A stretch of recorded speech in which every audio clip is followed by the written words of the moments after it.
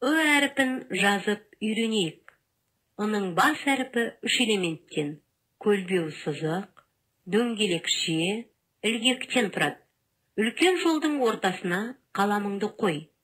Төмен қарай түзу көлбеу сызықты, астыңғы сызыққа жете бере оңға қарай сызыққа тигізе доға сызықпен жолды толтыра дөңгелете сызып, үстіңгі сызыққа тигізген соң ішке қайтара шағын мұртша жасап, оңға қарай үлкен жолдың ортасына дейін көлбеу сызықты созамыз.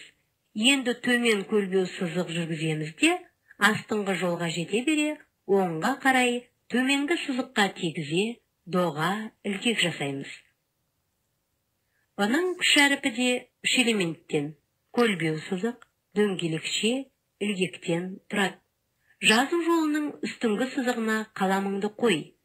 Төмен қарай көлбеу түзу жүргізіп, астыңғы сызыққа жете бере оңға қарай сызыққа тигізе доға жасаймыз. Оны жол ортасына дейін солға қарай иіп, мұртша жасаймыз да, сәл оңға тартып жоғарғы сызыққа тигіземіз. Одан төмен қарай көлбеу сызық түсіріп, астыңғы сызыққа тигізе доға ілгек саламыз. Енді дәптеріңді ашып, менімен бірге Ö әріпін жазуды үйрен.